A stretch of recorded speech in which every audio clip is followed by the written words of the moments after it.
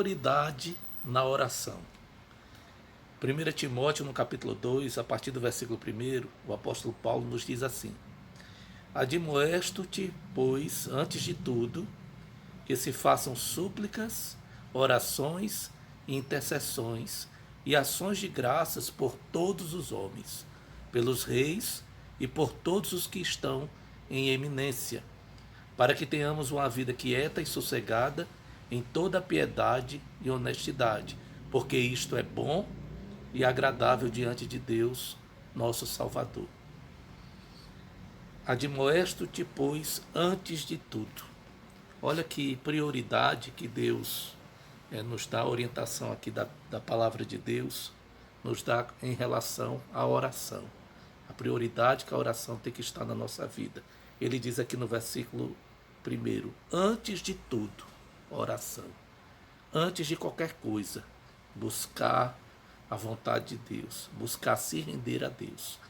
É interessante que o Senhor Jesus, ele nos dá um exemplo que tudo que ele ia fazer antes de qualquer decisão, ele se retirava, ele procurava um lugar para ficar a sós com Deus e passava a noite inteira. Tem períodos que a Bíblia vai nos dizer que ele ficou a noite inteira em oração, buscando a presença de Deus, buscando a direção de Deus, a orientação de Deus. Então, nós precisamos nos despertar para isso, que antes de qualquer coisa devemos orar.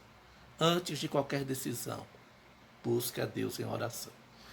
Outro exemplo que nós podemos dar é Davi, como um homem de oração.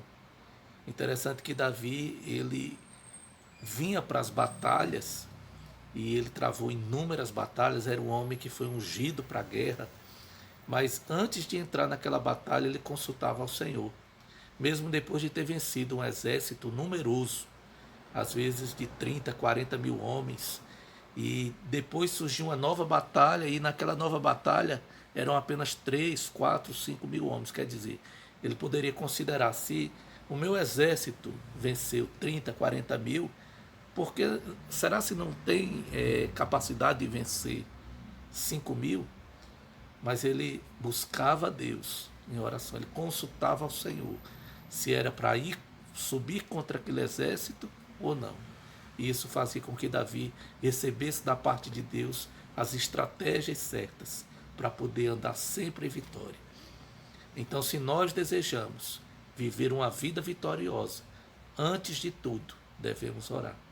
Devemos colocar a oração como uma prática diária. Em todo o tempo, estar falando com Deus, manter esse nível de comunhão com Deus. Outro aspecto também da oração é a nossa comunhão com Deus. Diz aqui em Hebreus capítulo 4, no versículo 16, ele diz: cheguemos, pois, com confiança ao trono da graça, para que possamos alcançar misericórdia e achar graça, a fim de sermos ajudados em tempo oportuno. Cheguemos, pois, com confiança. Você só chega com confiança ao trono da graça se você entende quem você é em Cristo. Não é? O homem no Éden, ele gozava de perfeita comunhão com Deus, mas por causa do pecado, o homem perdeu ali pelo menos 3 coisas. Ele perdeu a consciência de justiça, aquela condição que ele tinha de estar diante de Deus sem condenação e sem culpa. Ele perdeu a autoridade e ele perdeu a comunhão com Deus. A palavra diz lá em Isaías 59 que os nossos pecados fazem divisão entre nós e o nosso Deus. Então o homem perdeu essa comunhão com Deus. Mas na redenção, na cruz do Calvário, Jesus Cristo nos colocou de volta nessa mesma posição de justiça. Ele nos deu a autoridade novamente e o caminho foi inaugurado até a presença de Deus. Hoje nós temos um livre acesso à presença do Pai.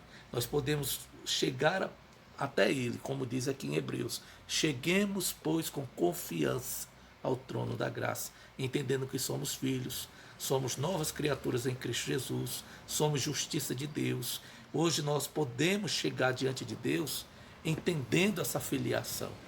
Conta a história de um homem que foi apresentar um projeto numa grande empresa, e quando chegou lá, a recepcionista disse: olha, o senhor marcou horário? Ele disse: infelizmente não. Ela disse: pois assim o senhor não pode entrar. Mesmo diante da insistência dele, ela terminou chamando o gerente, mas a conversa foi a mesma. O gerente disse: olha, infelizmente, se o senhor não marcou horário, o senhor não vai poder entrar. Não, mas o projeto que eu tenho para apresentar é importante, independente disso, o senhor não pode entrar.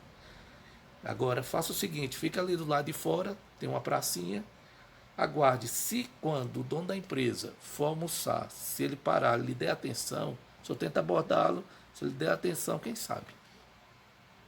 E assim o homem seguiu esse conselho, ficou ali aguardando, e daqui a pouco chegou uma criança, um menino, mais ou menos 7, 8 anos, e estava com a bola, saiu de dentro da empresa, jogou para ele a bola, e ele chutou a bola para o menino, ficou brincando um pouquinho, e daqui a pouco o menino, esperto como era, perguntou para ele: o que é que o senhor está fazendo aqui?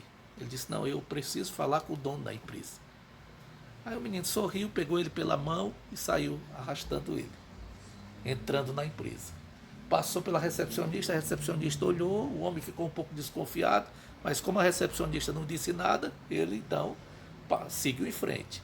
Passou pela sala do gerente, o gerente somente olhou, também não disse nada. Daqui a pouco ele chegou na sala do dono da empresa, empurrou a porta e disse: pai, o menino disse: pai, esse homem quer falar com o senhor. Aqui eu lhe pergunto, né, você diante de Deus, qual é a sua atitude? É a atitude desse menino, que sabe que tem acesso, liberdade para poder entrar pela porta e chegar na sala do pai?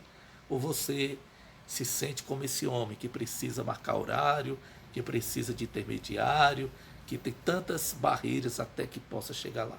A palavra diz: cheguemos, pois, com confiança ao trono da graça.